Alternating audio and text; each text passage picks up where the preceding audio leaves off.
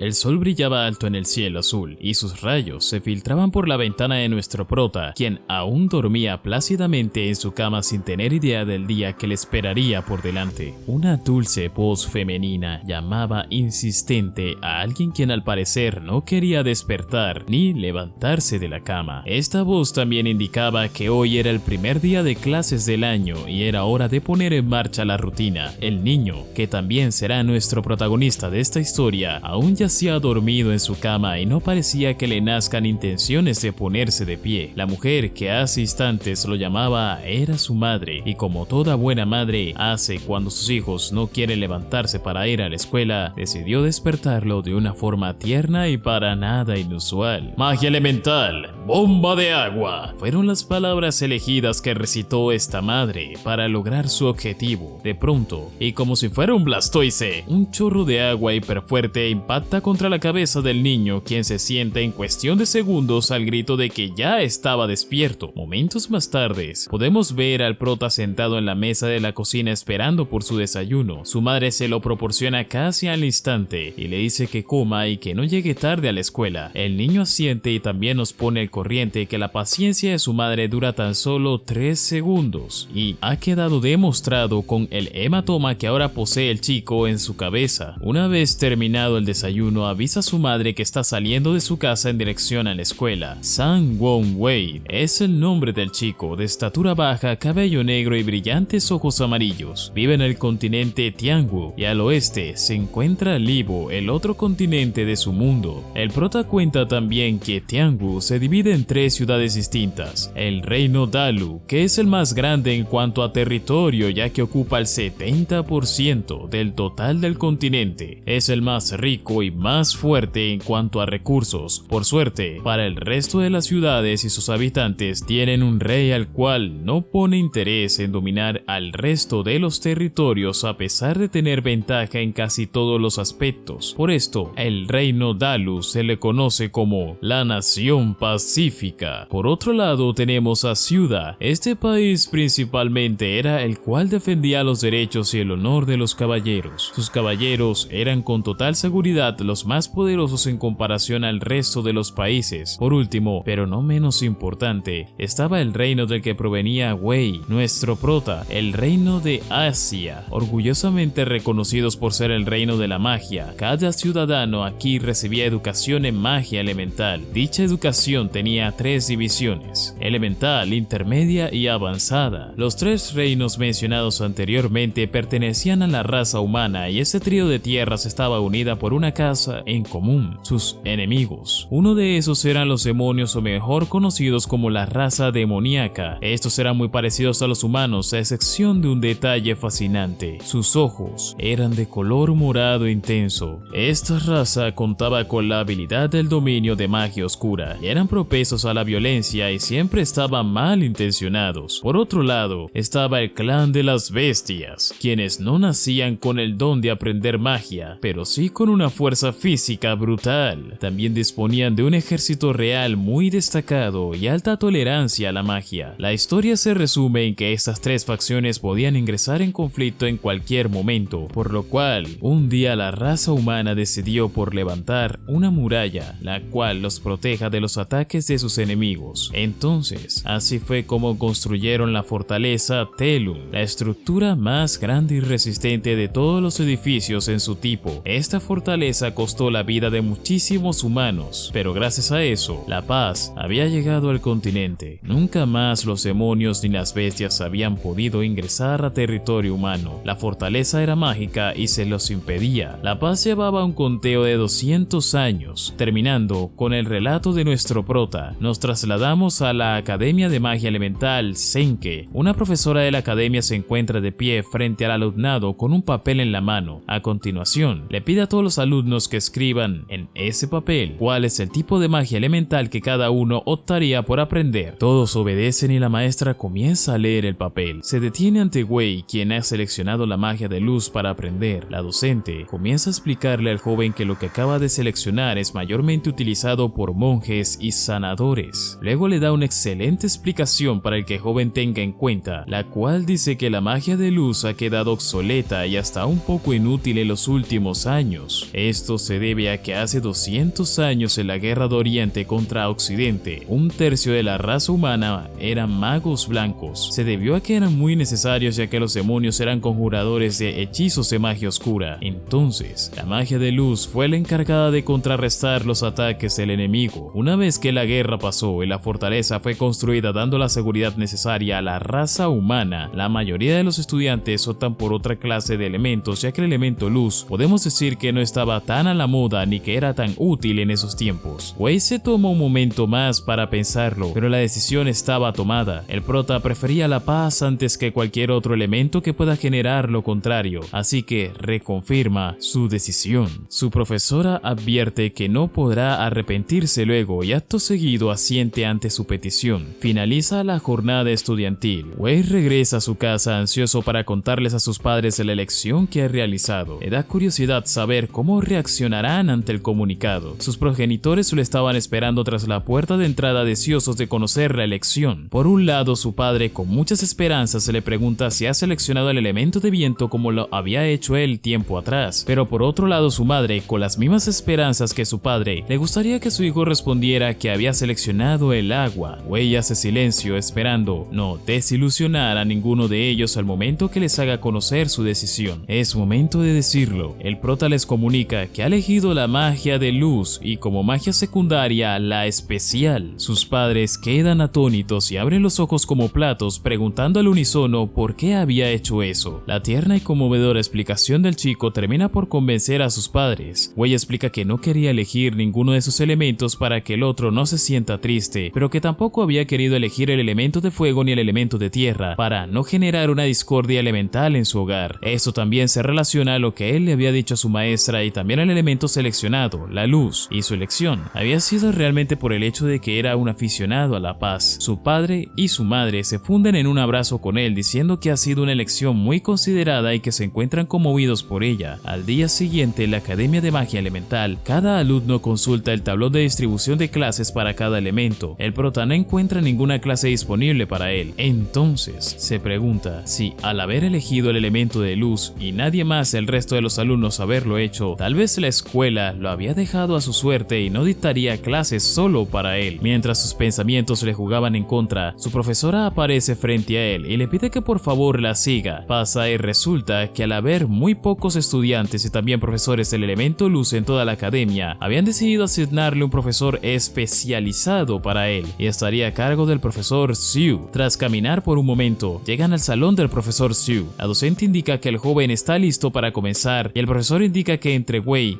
queda paralizado al ver lo poderoso que es Xiu. Es un hombre alto, delgado y de rostro serio, con un largo cabello blanco que le da una actitud de persona sabia e importante, quien de pie firme y con las manos tras su cintura genera que todos los libros a su alrededor leviten en el aire, se abran donde él requiere y hasta que más tarde regresen a su lugar original. Xiu se acerca lentamente a la posición de nuestro prota. Al tenerlo lo suficientemente cerca, lo observa fríamente y le pregunta si su nombre es Sang Gong Wei. Obviamente el joven responde que sí. Acto seguido el profesor estira su brazo y abre la palma de su mano diciendo que lo deje probar su potencial. Con mucha fuerza su mano derecha sujeta el hombro de Wei y sin hacer esfuerzo alguno el alumno sale disparado hacia atrás cayendo sentado en el piso, mientras el prota dice por dentro que este profesor posee una aura sumamente poderosa. Este le indica que para poder aprender de él deberá esforzarse hasta 10 veces más que el resto de los alumnos de la academia. De lo contrario, solo pasará un mal momento tras otro. Habiendo demostrado su poder y carácter, ordena al niño y a la profesora que se retiren del lugar. Al día siguiente deberá llegar temprano a clase. Por la noche Wei regresa a su hogar y podemos ver preocupado por su futuro en la academia. Sus días calmados han cesado, él está al tanto de eso y se fue a pena por ello. Al día siguiente el niño se marcha de su hogar camino a la escuela, pero hay algo que no va bien y él sabe qué es. Al llegar a la academia y luego de caminar por sus pasillos al despacho de Xiu, duda si ingresar o no. Aparentemente su profesor nuevo lo atemoriza un poco y no está del todo convencido si realmente es lo que quiere para él. Por lo tanto decide dar media vuelta y retirarse de la escuela, pero no lo consigue. Una voz de tono estricto llama por su nombre, Sang Gong Wei. El prota voltea lenta y tímidamente y sí, era lo que esperaba, que en realidad no quería esperarse, el profesor Xiu. Este le dice suavemente que había llegado tarde a su primera clase. Wei asiente sin llevarle la contraria. Se sincera explicando que se había quedado dormido y a la vez pide disculpas mientras realiza una reverencia conferencia. Siu omite esto e irónicamente le responde que seguramente aún tenga sueño, por lo cual le ordena que salga al patio de la academia y corra 5 vueltas alrededor de él para poder despertarse del todo. Wei dice que no quiere hacerlo tartamudeando de los nervios, ya que 5 vueltas alrededor del patio podrían acabar con su vida gracias al pésimo estado físico que el prota conlleva, pero como no tiene poder de decisión ni tampoco quiere llevarle la contraria a ese recto y espeluznante profesor, comienza a correr como le había ordenado. El prota comienza a trotar como se le había encomendado, pero poco a poco va bajando la intensidad con la que lo venía haciendo, y como la vida es así de casual, justo en ese momento su profesor aparece en escena, no más que para sorprenderlo con la falta que estaba cometiendo. Siu le dice que no acepta flojera por parte suya y para incentivarlo a que nuevamente recupere el ritmo con el cual había comenzado, realiza un hechizo de magia blanca con el cual invoca a un feroz tigre unas 10 veces más que su tamaño y le advierte que si no quiere ser comido vivo por el animal que comience a correr. Una vez que Wei termina el entrenamiento físico en el cual literalmente tuvo que correr por su vida, se tumba al suelo exhausto con la respiración entrecortada. Siu le dice que su actitud es realmente despreciable, patética. Esto molesta al chico, quien se pone de pie y mientras sus pensamientos le dicen que grite a Siu que es su profesor apestoso y malhumorado que solo busca humillarlo. De su boca solo sale la palabra usted.